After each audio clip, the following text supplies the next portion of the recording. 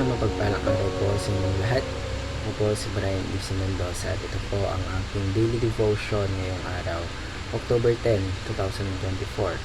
Ngayong araw po ay ating pagpapatuloy ang ating series which is about the forgotten God. Specifically, ang magiging topic po natin ngayon is about the Spirit illumines and teaches believers.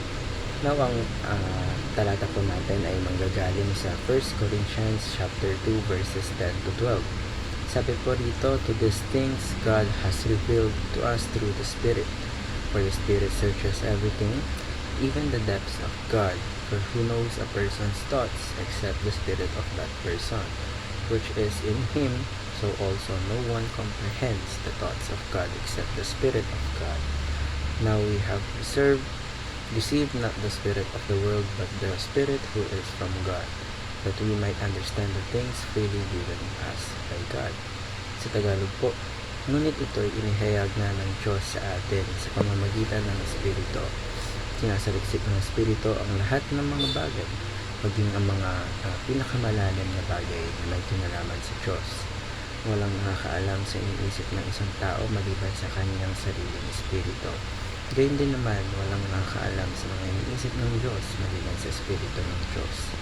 Ang tinanggap natin ay hindi ang Espiritu ng sanlibutan, kundi ang Espiritu na mula sa Diyos, upang maunawaan natin ang mga kaloob niya sa atin.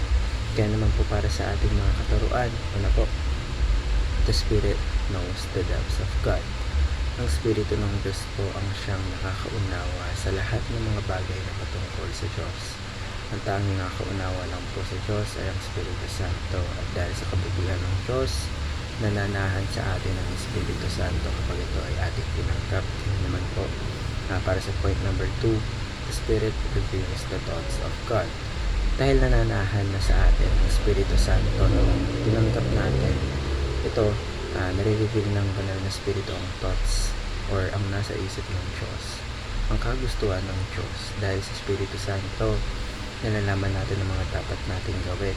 Ang Espiritu Santo ang nagpapaunawa sa atin sa mga bagay na may kinalaman sa Diyos. In short, ang Espiritu Santo po ang magpapaintindi sa atin sa mensahe ng Diyos. And lastly po is the Spirit reminds us the words of God. Ang Espiritu Santo ang nagpapaalala po sa atin sa salita ng Diyos, mga principles sa Biblia. Kaya naman po, mga bagay gaya po ng paglago natin sa pananampalataya, salvation, etc. ay dahil sa Santong Espiritu. Now, paano po natin ito may apply sa ating mga buhay? Study biblical doctrines prayerfully. Yung sanctification po, yung daily devotion po natin kahapon, ito po yung mga biblical doctrines. Mahalaga po na maunawaan natin ang mga ito.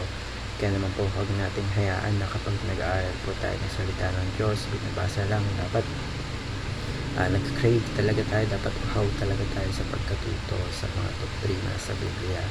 Ikalawa, rely on the Spirit to understand revelation. Let's rely on the Spirit to understand revelation, meaning po, yung clear na kapahayagan ng Diyos patungkol sa kanyang sarili. And lastly po is obey the Spirit's teachings and reminders. Habang nag-aaral tayo sa salita ng Diyos, palaging may mga sitwasyon kung saan doon papasok ang banal na Espiritu upang tayo ay paalalahanan at bigyan ng katuruan. Kaya naman every time na nare-receive natin ito,